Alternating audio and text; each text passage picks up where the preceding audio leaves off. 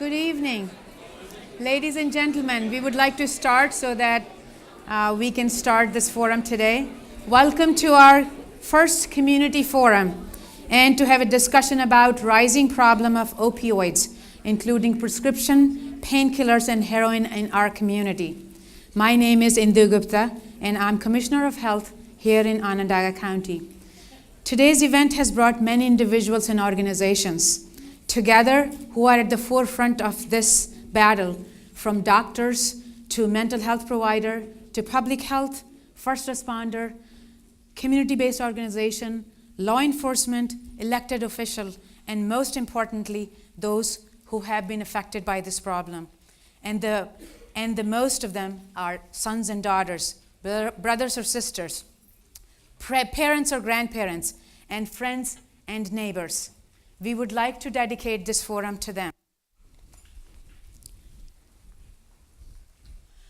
This forum is dedicated to the individuals and families who have been affected by this epidemic, those who have suffered loss, and those who have continued to fight the fight every day. We would like to join together to address this problem in our community by raising awareness, providing resources, removing stigmas, and being a strong force to combat this epidemic. Few housekeeping items I would like to point, as like in any event. You have exit signs. There are one exit on left of the theater and the two in the back. The bathrooms are out in the lobby, so you should be able to find them. And with this, I would like to introduce Mr. Barry Weiss, who is the Administrative Officer of District Attorney's Office and my co-chair of Onondaga County Drug Task Force. We are representing both the task force and our organization as well. Thank you. 3 years ago, District Attorney Bill Fitzpatrick started a task force to address the bath salts crisis in Onondaga County. Over the past 3 years, the task force has expanded in numbers and our focus. The forum tonight is one result of this effort. Dr. Gupta and I would like to ask all the members of the task force to stand and acknowledge from our perspective their time and efforts over the last 3 years.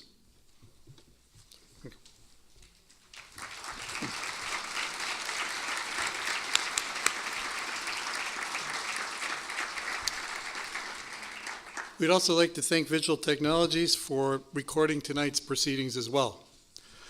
We'd also like to acknowledge and thank the dignitaries and elected officials here this evening. These issues know no boundaries, and we appreciate everyone for attending and spending a couple hours with us. It is our hope that this evening is just the first step on a continuing community dialogue. As District Attorney Fitzpatrick has said, the more partners in this effort will lead to the development of innovative ways to respond to this crisis. Now let's get started. It's my pleasure to introduce one of my bosses, Onondaga County Executive Joni Mahoney.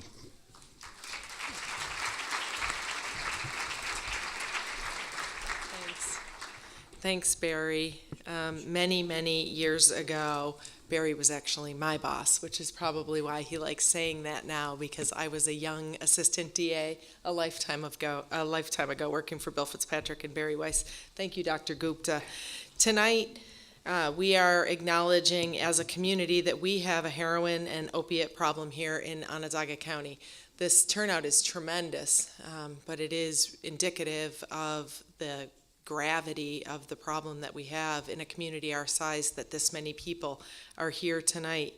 By recognizing this public health emergency and engaging in a county-wide discussion, we can address it and forge a path to find solutions. We also recognize that there's no single solution. The Onondaga County Drug Task Force, including the co-chairs, our Health Commissioner, Dr. Indu Gupta, and Barry Weiss, who you just heard from, have brought together experts from the fields of prevention, treatment, and law enforcement to provide a truer picture of the challenges and opportunities that lie ahead. You may have heard yesterday that Onondaga County Sheriff Gene Conway has proposed new ways to tackle opioid addiction by using Vivitrol to treat addicts before they're released and hopefully reduce their desire to reuse, and the Angel program to connect those who are struggling with assistance to get treatment. It's tremendous. I just had the opportunity to thank the sheriff myself, he's here tonight, for somebody in law enforcement to come and say what he said yesterday and put the solutions in place that he is offering to our community is tremendous. And I am very grateful for that, and I'd like to give a round of applause to our sheriff.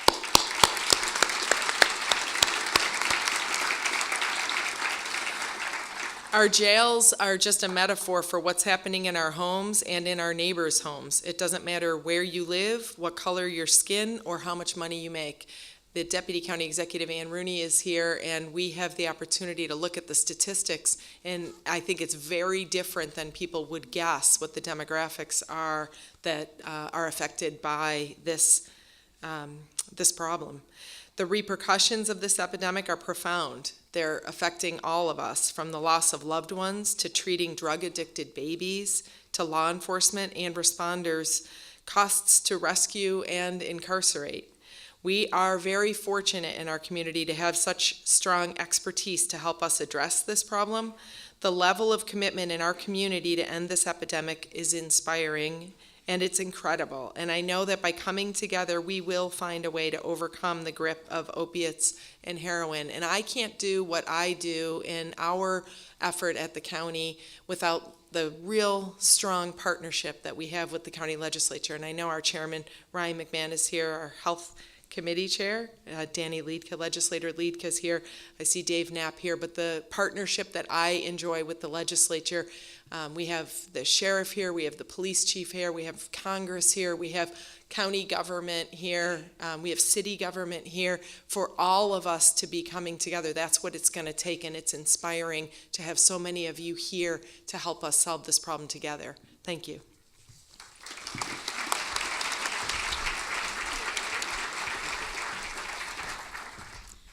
Thank you, County Executive Mahoney. It's truly appreciated. Your leadership and support in addressing this problem is very outstanding, and we continue to look forward with you as well as to our all legislatures, which I work very closely with. With that, what I would start with some of that, what we are talking about, problem of opiate, painkillers, and heroin has touched many families. From public health perspective, we always talk about numbers. We always talk about trends. We say, what does the data says? But at the end of the day, you have to remember every data, every number has a face, is a person out there who is a loved one of someone. And somebody like me and you, when I met Dina, a mother like me, for the first time, I saw how determined she is. And despite of the pain what she has, she wants to help others by sharing her very personal story with us today. So I would invite Dina to come to the podium.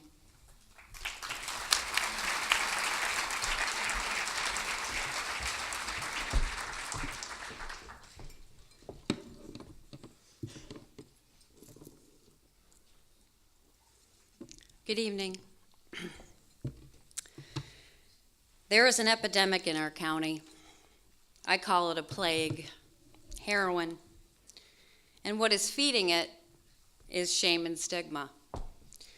Syracuse and its suburbs have become heroin's playland, taking down the young and old, shattering families in its wake. My daughter Morgan was taken by this epidemic on November 7th of 2015, 5.5 months pregnant. After 8 months clean, 1 week moment, 1 bag of heroin killed her and my grandson. She didn't have to go hunting for it. She didn't have to drive in her car to a shady drug house on the west side. Drug dealers are getting brave now, supplying the demand in the suburbs, making home deliveries, giving curbside service. They dropped heroin right off at my house in Fairmount as I slept. I will not give in to the shame and stigma. I never did when she was alive, and I won't now. Because when we are silent, when we hide in shame, heroin wins and another child dies. Addiction is a disease, not a moral issue. Morgan suffered a horrible trauma when she was 17 years old. she was prescribed Xanax for her PTSD and night terrors. As the memories of her trauma became louder in her head, she sought out other drugs to stop the noise and numb the pain. Up until this trauma, she was a normal, beautiful high school student, playing volleyball, competitive cheerleading, pursuing her art. She started snorting hydros, then on to OxyContin, and as the story goes, with 80% of all heroin users, on to heroin. This went on for 5 horrible years. She cried and cried and cried, saying she didn't want to hurt herself, she didn't want to be sick, she didn't want to be addicted, and she didn't want to hurt her family. She had no idea the journey heroin would take her on when she tried it that first time. We tried drug court, we tried numerous attempts at treatment, fighting insurance barriers, inpatient, outpatient, a broken treatment system. We finally found Vivitrol, a once-a-month shot to curb her cravings. It worked. My daughter seemed to be free from the beast of heroin, but she became pregnant and did not want to risk the baby's safety on Vivitrol. And she did not want the baby in withdrawal from methadone or Suboxone when he was born. So off all meds she went. This put Morgan in a very vulnerable position. The insidiousness of this cunning disease is that it can rear its ugly head at any time. Post-acute withdrawal set in. That weak moment came, and now she is gone. And my life is shattered into a million pieces. Heroin has no mercy. Many people told me to turn my back, kick her out, let her hit rock bottom. But what many people do not understand is that rock bottom is many times death with heroin. We must move away from this archaic approach devised in the Alcoholics Anonymous system for alcoholics. 1 shot of vodka will kill no one. 1 bag of heroin killed my daughter. Addiction is a disease and should be treated as such. You cannot incarcerate, humiliate, or discipline someone out of this disease. Believe me, I tried. There are many other solutions: early education, the craft method, Vivitrol with counseling, long-term continuance of care, medicine-assisted treatment, recovery coaching, just to name a few. But in order to have access to solutions, we need to address the insurance barriers. I do not believe in tough love, but I won't judge others in how they choose to take this walk far too many of us are taking. I can only tell you my story, my truth, and my way. And in my eyes, love was the only way out. I can tell you that the hope ends for all of us when the love and compassion go away. Hope ends for that child with a disease when he or she is shunned because they have an addiction. Hope dies in their hearts every time they are shamed by family, friends, and the members of the community. And that isolation only throws them deeper into their despair, deeper into their disease. You never know someone's story, their demons, or their pain. So if you know someone or a family fighting this monstrous disease, reach out with a compassionate hand and be a beacon of hope in a very dark place for someone. And if you are a parent of a child with this disease, I urge you to surround them with love and support. Raise their bottom, and do not give in to the shame and stigma. No more hiding, no more shame. If you need hope, borrow some of mine. If you need strength, take some of mine. We must stand up as a community, come together and bring change to the broken recovery system, break down the insurance barriers, and save our children and all those affected by this plague. Every time we hide, another soul goes to heaven, and the devil heroin wins. Thank you.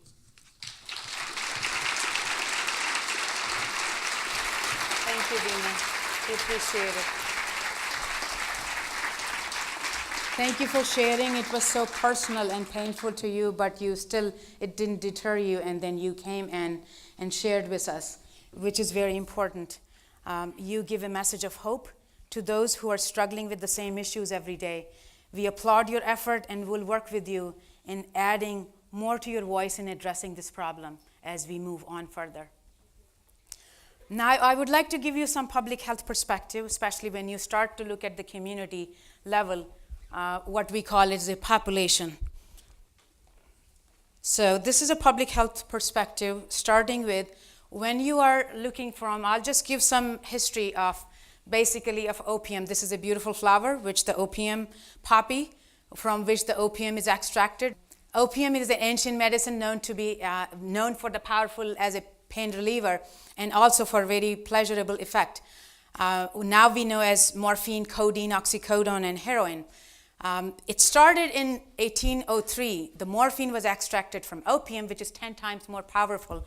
And now the reason to mention that is even till today, what we know when we compare any pain medication, morphine is the one standard against the new pain medications are measured. Just a quick historical fact, 1874, the Bayer company, which is the product which makes aspirin, is the one first synthesized heroin from morphine and also introduced to the medical use. It was a prescription medication. Moving fast forward, next 25 years, 26 years, it took so many years to get that by the federal law to have it make it illegal. So you can imagine it started as a medicine, but then people realized even 5 years that was a highly addictive. Some famous faces, I don't have to tell you, but they recovered. This is a good story. And also some of them didn't do that good also. So the question is, why do we have this problem?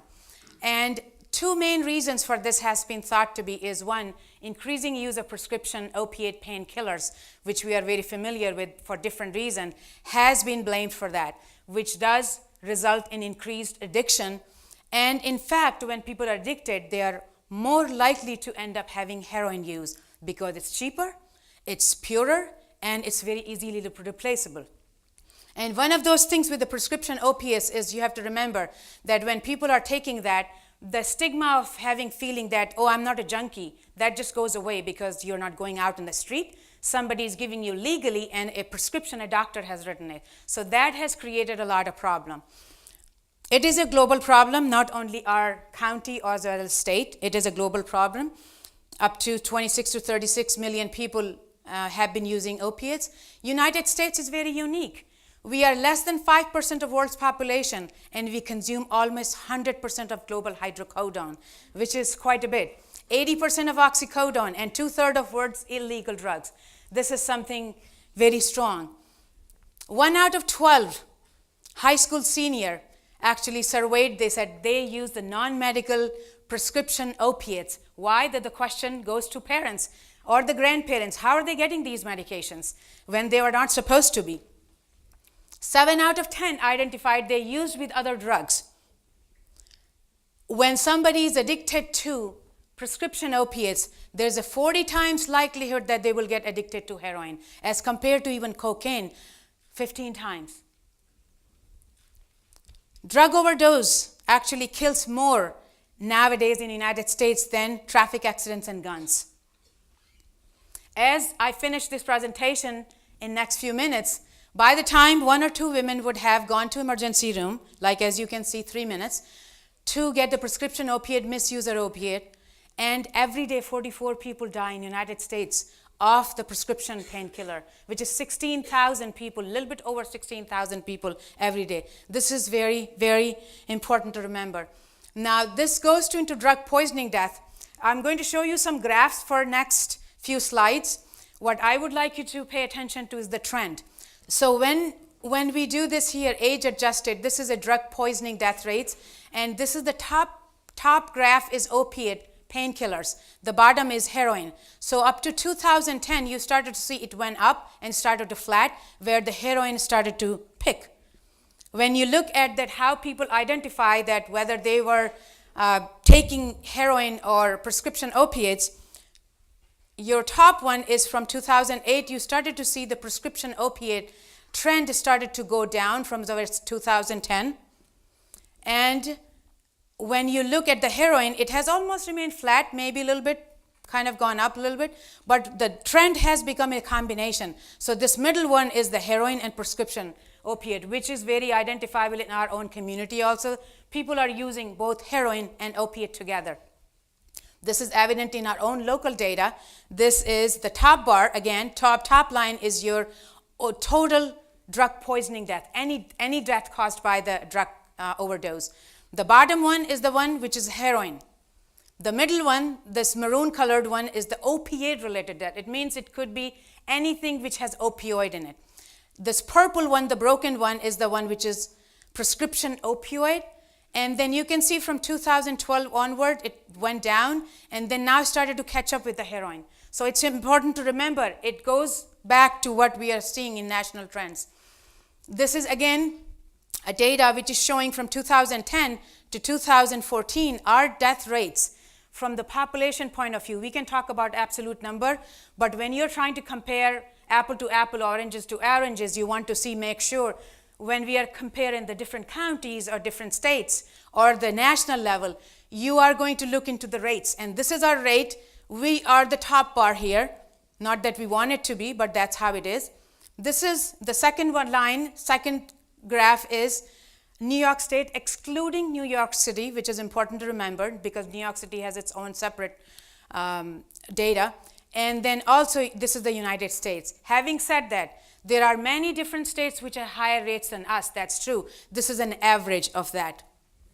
This is one of those things, neonatal abstinence syndrome. What it is when pregnant women use opioid substances, whether legal or illegal, when the child is delivered, that infant will show some signs of withdrawal and some very complex symptoms, which is called neonatal abstinence syndrome.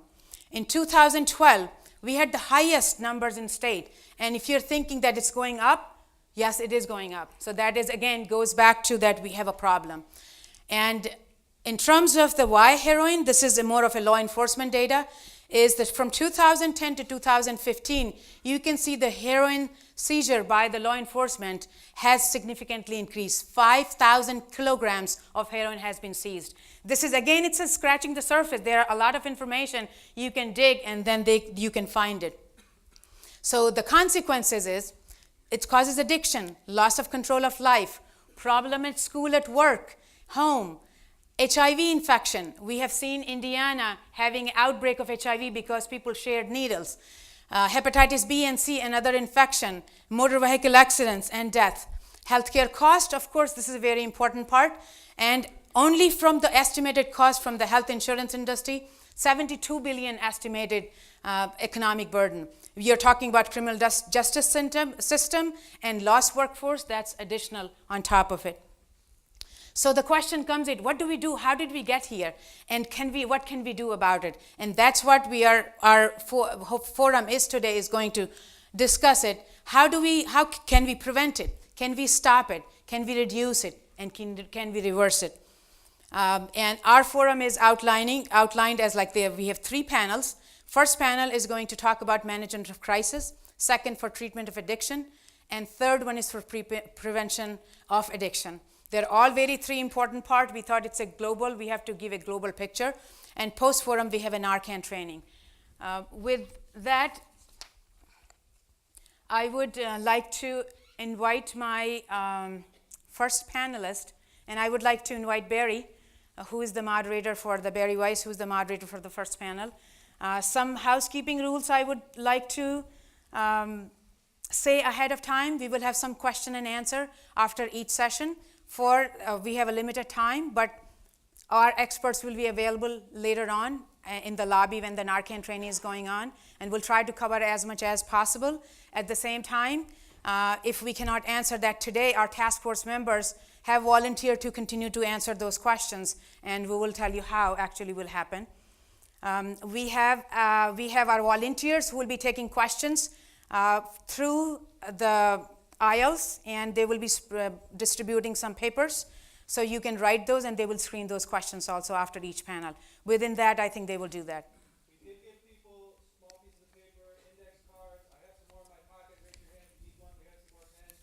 While the panelists are speaking, if you write down a question that you'd like to be addressed, raise that card up, that piece of paper. Michelle and myself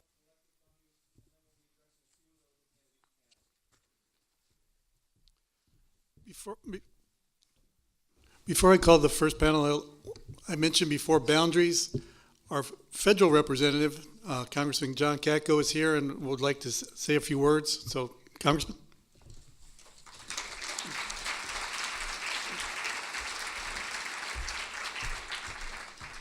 Good evening, everybody, and I want to thank you for sharing your story about your daughter. Unfortunately, it's all too common thing. When I was a federal prosecutor for 20 years, I worked hand in glove with the Syracuse Police Department and the drug task force here, trying to keep drugs off the streets. What this phenomenon with heroin we have seen in my previous capacity was very different. And you think of it, when we were younger, when I was younger, you think of a heroin addict, you think of a junkie. You think of someone living in an alley somewhere in an inner city, and that's just not the way it is now. It is everywhere. It's in suburbs, it's in wealthy school districts, it's in poor areas, it's in rural areas, it's everywhere. And that's the really scary thing about this. It's crossing all types of socioeconomic lines. And tomorrow night, we're going to be having a similar type of forum at West Genesee High School because they have a very big problem there. And that's a suburban school district, so that's a perfect example. When I first got into Congress, I had to choose my office building. And in my office building at the galleries, the manager of the galleries is a wonderful man. He was an athlete from Syracuse University. And we were going through selecting my office, and he just had a sad look about him. And out of nowhere, he started telling me a story about his daughter. His daughter was she was an MVP of the OCC's Final Four lacrosse team a few years ago. A wonderful young lady, and she had a problem with alcohol. She went to Tully Hill, and when she got out, she had met somebody there that turned her on to heroin, and she battled it. And one day, a few months after she was done with her time at OCC, he found her dead at home from a heroin overdose. And so it crosses all lines. It affects all people, and it is a really important what you're doing here tonight. Because what you're doing here tonight is the first step. You have to raise awareness, and then you start talking about the problem, then you start talking about solutions. It's the same thing we have to do with poverty in this city, and we're working on that as well. So what have I done so far with it in my short time in Congress? I joined a bipartisan task force to address a heroin issue in Congress, and we're going to take into account information like this, but also information across the country. I also introduced a bill that's not right on heroin, but it's very similar, to deal with the synthetic drug abuse problem in the city of Syracuse. Chief Fowler and I had a press conference not too long ago talking about either about 40 overdoses in an 8-day period or something like that. And this addresses the synthetic drug abuse issue as well. What I was most heartened about when I was listening to President Obama's State of the Union speech was the areas where we can find common ground. And that one thing he talked about specifically was to address the heroin issue this year. And we're going to address the heroin issue this year in Congress, I assure you, come hell or high water, because I'm going to make sure we do. And we're going to continue to do that. And I want to make sure you guys understand that we in the federal level know how bad it is. And there's not a person in this room who hasn't been personally affected by it, or he wouldn't be here, or at least you're concerned about it enough to be here. This is an unbelievable showing, and I commend all of you for being here. For those of you who are battling addiction, keep fighting the good fight and keep getting the help and be as strong as you possibly can. For those of you who are trying to help those who have addictions, you got to stay equally strong, and you got to keep fighting the good fight as well. And for those of you in the trenches, slugging it out every day, trying to make a difference, you are making a difference. But here's a sad reality. Krauss chemical dependency, for example.